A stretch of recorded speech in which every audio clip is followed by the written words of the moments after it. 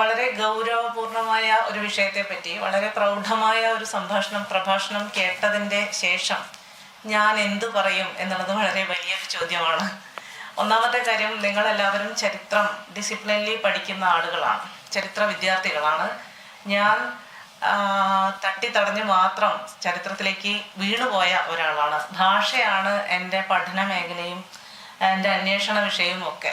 ഭാഷ പഠിച്ച് ചരിത്രം പഠിക്കുക എന്നുള്ളത് അത്യാവശ്യമായിപ്പോയി, അല്ലെങ്കിൽ ഒരു ശീലമായിപ്പോയി, അതല്ലെങ്കിൽ അങ്ങനെ വേണ്ടി വന്നു എന്നൊക്കെയുള്ള കഴിവുകൾ ഞാൻ പറയേണ്ടി വരും.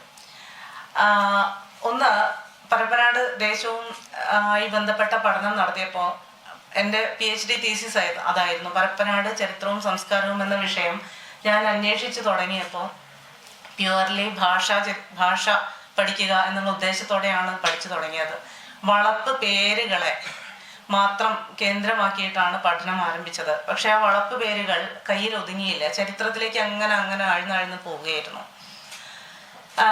ഒരു പ്രദേശത്ത് ആരെല്ലാം ജീവിച്ചിരുന്നു, ഓരോരുത്തരും ഓരോ വിഭാഗവും എന്തെല്ലാം തൊഴിലുകൾ ഏർപ്പെട്ടിരുന്നു, എവിടെയൊക്കെയാണ് ജീവിച്ചത്, അവരവിടെ എന്തെല്ലാം മാർക്കുകൾ ബാക്കി വെച്ചു എന്നുള്ളത് വളരെ സൂക്ഷ്മമായി രേഖപ്പെടുത്തിയ ഒന്നായിട്ടാണ് വളപ്പുപേരുകളെ കണ്ടെടുക്കാൻ പറ്റിയത്.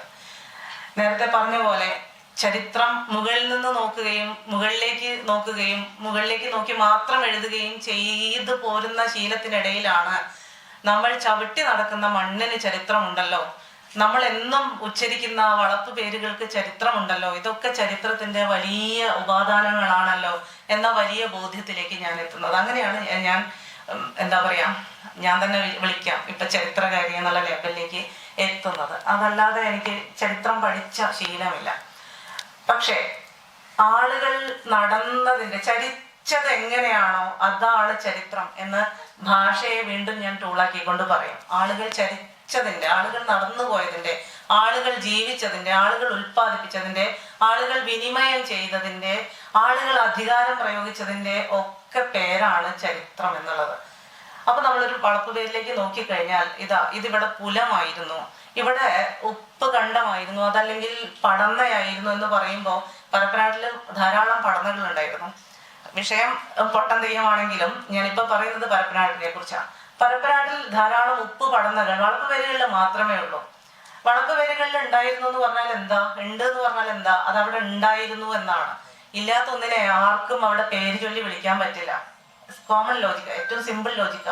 ഉള്ള ഒരാളെ നമുക്ക് പേര് പറഞ്ഞ് വിളിക്കാൻ പറ്റുമോ, ഇതാ ഇന്ന ആൾ എന്ന്. അതുപോലെ ഉപ്പ് നിർമ്മാണത്തിന്റെ ഭീമമായ ചരിത്രം പരപ്പനാട്ടില് ഇൻവിസിബിൾ ആയിക്കൊണ്ടിരിക്കുന്ന സംഗതി വളപ്പ് പേരുകളിൽ ഉണ്ടാവുന്നു. അതിലും വളരെ കരമായ ഒരു സംഗതി, ഒരൊറ്റ വളപ്പ് പേരിൽ ചൂതപ്പള്ളി എന്ന് പറഞ്ഞൊരു പേരുണ്ടായിരുന്നു എന്നുള്ളതാണ്. ചൂതപ്പള്ളി എന്നുള്ളതിന്റെ ഭാഷ വീണ്ടും അന്വേഷിച്ചു കഴിയുമ്പോൾ അത് ജൂതപ്പള്ളി ആയിരുന്നു. ഒരു പള്ളി വേണമെങ്കിൽ ഒരാൾ പോരാ, പ്രത്യേകിച്ച് ജൂതപ്പള്ളി ഉണ്ടാകണമെങ്കിൽ ഒരു ക്രമം പറയുന്നുണ്ട്. 10 മുതിർന്ന ആളുകൾ വേണം, ആനുപാതികമായി സ്ത്രീകൾ വേണം, കുട്ടികൾ വേണം. എന്ന് പറഞ്ഞാൽ എന്താ, അവിടെ ഒരു സെറ്റിൽമെന്റ് വേണം എന്നാണ് ബേസിക്കലി. ഇത് എവിടെ നിന്ന് കിട്ടുന്നു? നമ്മൾ ചവിട്ടി നടക്കുന്ന മണ്ണിൽ നിന്ന് കിട്ടുന്നു. മാധവ മാഷ് പറഞ്ഞു നിർത്തിയിടത്തേക്ക് ഞാൻ എൻ്റെ ഫോക്കസ് തിരിക്കുകയാണ്.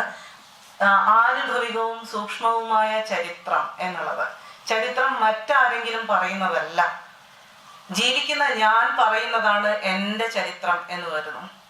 അങ്ങനെയാണ് ദളിതർക്കും മത്സ്യത്തൊഴിലാളികൾക്കും സ്ത്രീകൾക്കും ഒക്കെ, ആദിവാസികൾക്കും ഭിന്നലിംഗത്തിൽപ്പെട്ടവർക്കും ഒക്കെ ചരിത്രം ഉണ്ടാവുന്നത്. അവരവരുടെ ജീവിതം അവരവർ പറഞ്ഞു തുടങ്ങുന്നു എന്നുള്ളതാണ്. നമുക്ക് വേണമെങ്കിൽ ഇതിനെ പെട്ടെന്ന് സൈദ്ധാന്തികമായിട്ട് പോസ്റ്റ് കൊളോണിയൽ എന്ന ഒരു വലിയ സിദ്ധാന്ത പരിസരത്തേക്ക് ചേർത്ത് വയ്ക്കാം. ഒരൊറ്റ സ്വരം ഉടഞ്ഞും ആധുനികതയുടെ വലിയ എടുപ്പുകൾ ഉടഞ്ഞു പോവുകയും കുഞ്ഞു സ്പേസുകൾ രൂപപ്പെട്ടു വരികയും ചെയ്യുന്ന ബഹുസ്വരതയുടെ സ്ഥലമായി നമുക്ക് സമകാലികതയെ കാണാം, ആധുനിക അനന്തരതയെ കാണാം. അതിൻ്റെ അകത്ത് നമുക്ക് ദളിത് ചരിത്രത്തെയും കാണാം എന്നുള്ളത്. പൊട്ടൻ തെയ്യം എന്ന ഒരു തെയ്യത്തിന്റെ തോറ്റം പാട്ടിനെ മാത്രം, അതും ഭാഷാ താല്പര്യം കൊണ്ടാണ്, മുൻകൂർ ജാമ്യമാണ്, വീണ്ടും ഭാഷാ താല്പര്യം കൊണ്ടാണ് ഈ പുരാവൃത്തത്തെ എങ്ങനെയെല്ലാമാണ് മാറ്റി കൊണ്ടുപോകുന്നത് എന്നാണ്. ഒരൊറ്റ പുരാവൃത്തമാണ് പൊട്ടൻ തെയ്യം എന്നുള്ള ഒരു പുരാവൃത്തമാണ്. നിങ്ങൾ എല്ലാവരും കേട്ടിട്ടുണ്ടാവും. നിങ്ങളെ കൊത്തിയാലും ചോരന്റെ കമ്മളെ നാങ്കളെ കൊത്തിയാലും ചോരെന്നെ കമ്മളെ, പിന്നെ എന്തിനാ നമ്മൾ തമ്മിൽ കുലമ്പിശകുന്നത് എന്നാണ്.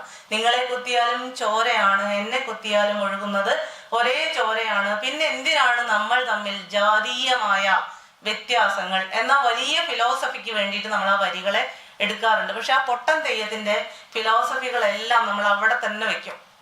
ശങ്കരാചാര്യർ നമുക്കറിയാം, മനീഷാ പഞ്ചകം എന്ന വളരെ പ്രൗഢമായ ഒരു സംസ്കൃത കൃതിയെ പറ്റിയും നമുക്കറിയാം. ശങ്കരാചാര്യരുടേതാണ് മനീഷാ പഞ്ചകം. മനീഷാ പഞ്ചകത്തിന്റെ ഇതിവൃത്തം ഇതേ സംഗതിയാണ്. ജാതിയില്ല, ഒരൊറ്റ മനുഷ്യത്വത്തിലേക്കാണ് എത്തേണ്ടത് എന്നാണ്. എന്തുകൊണ്ട് ഹിന്ദുത്വത്തിന്റെ പ്രച്ഛന്ന ബുദ്ധൻ, ലോകം മുഴുവൻ ഭാരതം വാക്ക് വളരെ സൂക്ഷിച്ചാണ് ഞാൻ ഉപയോഗിക്കുന്നത്, ഭാരതം മുഴുവൻ ഹിന്ദു മതത്തെ പ്രചരിപ്പിക്കാൻ വേണ്ടിയിട്ട് തുനിഞ്ഞിറങ്ങിയതായിരുന്നില്ലേ ശങ്കരാചാര്യർ? ആയിരുന്നു. എന്നിട്ട് എന്തുകൊണ്ട് ഈ ഫിലോസഫി പറഞ്ഞില്ല? അവിടെയാണ് അതിന്റെ പൊളിറ്റിക്സ് വളരെ വളരെ വളരെ സൂക്ഷ്മമായി നമുക്ക് അറിയാനാവുക. അറിയാനിട്ടല്ല, പറയാനിട്ടാണ് എന്ന് നമുക്ക് വേണമെങ്കിൽ പറയാം. എന്ത് പറയുന്നു അതേപോലെ പ്രധാനമാണ് എന്ത് പറയുന്നില്ല എന്നുള്ളത്. അതൊന്ന്. രണ്ടാമത്തെ വിഷയം അതെങ്ങനെ പറയുന്നു എന്നുള്ളത്. പൊട്ടന്റെ ഫിലോസഫി പറയാൻ വേണ്ടിയിട്ട് വീണ്ടും അനുഭവങ്ങളെയാണ് എടുക്കുന്നത്. പൊട്ടൻ പറയാണ്, പൊട്ടനോട് പറയാ വഴി മാറട, എനിക്ക് പോകാൻ വഴി വേണം. ഇങ്ങനെ ആ കഥ എല്ലാവർക്കും അറിയുമെന്നുള്ള ഒരു മുൻ വിചാരത്തിലാണ് ഞാൻ പറയുന്നത്. പൊട്ടനും ചൊവ്വര് അല്ലെങ്കിൽ തമ്പുരാൻ, ജന്മി, നമുക്ക് ഏത് ഭാഷയിലും വേണമെങ്കിൽ പറയാം. പൊട്ടൻ എന്നുള്ളത് ഒരു കീഴാള തൊഴിലാളിയായിട്ട് നമുക്ക് കണക്കാക്കാം. തൊഴിലാളി ഇങ്ങനെ വരുന്നു, പുലയനാണ് പൊട്ടൻ. പുലയൻ വരുന്നു, ഇപ്പുറത്തുനിന്ന് ജന്മി വരുന്നു. അപ്പോൾ രണ്ടു പേർക്ക് കൂടി പോകാനുള്ള വഴിയില്ല, ഒരാൾക്കേ പോകാൻ പറ്റൂ. അപ്പൊ വളരെ സ്വാഭാവികമായി എന്ത് ചെയ്യേണ്ടി വരും? പുലയൻ വഴി മാറിക്കൊടുക്കേണ്ടി വരും. അതാണ് നമ്മുടെ ശീലം, അങ്ങനെ നമ്മൾ ശീലിച്ചിട്ടുള്ളൂ. അപ്പൊ തിരിച്ച പുലയൻ പറയുന്നത്, അയ്യോ എന്റെ തലയിൽ ഇതാ വലിയ ചുമടുണ്ട്, ഇപ്പുറത്ത് വലിയ കിടങ്ങാണ്, ഇപ്പുറത്ത് നല്ല മുള്ളുവേലിയാണ്, ഇനി ഞാൻ എങ്ങോട്ടാണ് വഴി മാറേണ്ടത് എന്നുള്ളതാണ് ചോദ്യം. അനുഭവത്തിൽ നിന്നാണ് ചോദ്യം ചോദിക്കുന്നത്. ഫിലോസഫിയാണ് ഇതിൻ്റെ ഉള്ളിൽ നിറയെ. പക്ഷെ ഉപയോഗിക്കുന്ന ഭാഷ അനുഭവത്തിന്റെ, പരിചയത്തിന്റെ, സാമാന്യ ജീവിതത്തിന്റെ, വ്യക്തി ജീവിതത്തിന്റെ, തൊഴിലിടങ്ങളുടെ ഭാഷയാണ്. ഇതാണ് പ്രധാനം. ഫിലോസഫി പറയാൻ ജീവിതത്തെ കുറിച്ചുള്ള, ജാതി ചിന്തയെ കുറിച്ചുള്ള, ജാതിക്ക് പുറമെ മറികടന്ന് പോവേണ്ടതിനെ കുറിച്ചുള്ള ആലോചനകൾ പങ്കുവെക്കാൻ പുലയൻ എടുക്കുന്ന ടൂൾ മുഴുവൻ പുലയന്റെ പരിസരത്തു നിന്നാണ്. നിങ്ങൾ ആനപ്പുറം കയറി വരികയാണല്ലോ ചൊവ്വരെ, അപ്പൊ ഞാൻ പോത്തുംപുറം കയറി വരും. നിങ്ങൾ കുതിരപ്പുറം കയറി വരുമ്പോ ഞാൻ എരുതിൻ പുറം കയറി വരും എന്നാണ്. നിങ്ങൾ ആനയും കുതിരയും അറിയാം. കുതിര വളരെ പൊളിറ്റിക്കൽ ആയിട്ടുള്ള ഒരു ബിംബമാണ്. കുതിര അധിനിവേശത്തിന്റെയും അധികാരത്തിന്റെയും ഒക്കെ ബിംബമായ കുതിരയുടെ പുറത്ത് ജാതി മേൽക്കോയ്മ കൈയാളുന്ന, അധികാരം കൈയാളുന്ന മേയാളൻ വരുമ്പോ എരുതിന്റെ പുറം, എരുത് പൂട്ടാൻ ഉപയോഗിക്കുന്ന രണ്ട് കന്നുകാലികളെ കെട്ടിയിട്ടുള്ള സംഗതിനെയാണ് എരുത് എന്ന് പറയാം. അപ്പൊ നിങ്ങൾക്ക് ഈ അധികാരത്തിന്റെ പവർ ഉണ്ടാവുമ്പോൾ ഞാൻ വരുന്നത് എൻ്റെ അധ്വാനത്തിന്റെ ബലം കൊണ്ടാണ് ഭാഷയിലാണ് ഇത് വരുന്നത്. ഇങ്ങനെ ഓരോ നിലയിലും നിങ്ങൾ ആനപ്പുറത്ത് വരുമ്പോൾ ഞാൻ വരുന്നത് പോത്തിൻ പുറത്താണ്. പോത്ത് അതിലേറെ വലിയ പൊളിറ്റിക്കൽ ബിംബമായിട്ട് സമകാലിക ഇന്ത്യയിൽ നിറഞ്ഞു നിൽക്കുന്നത് നമുക്ക് കാണാം. ഒരിക്കലും വെളുത്ത പശുവിന്റെ പാലും കറുത്ത എരുമയുടെ പാലും വെള്ള നിറമാണ് എന്ന ആലോചന നമുക്ക് പോറേയില്ല എന്നുള്ളതാണ് ഏറ്റവും വലിയ പൊളിറ്റിക്കൽ പ്രശ്നം എന്ന് തോന്നുന്നു. ഈ ജാതി പൊളിച്ചു കഴിഞ്ഞാൽ എന്നുവെച്ചാൽ പൊട്ടം പറയുന്ന പോലെ എന്നെ കൊത്തിയാലും നിങ്ങളെ കൊത്തിയാലും ചോര ഒഴുകുന്നത് പോലെ, പശുവിനെ കറന്നാലും എരുമയെ കറന്നാലും ഒരേ പാല് വരുന്നത് പോലെ എരുമയെയും പശുവിനെയും നമുക്ക് ഒരുപോലെ കാണാൻ കഴിയുന്നില്ല.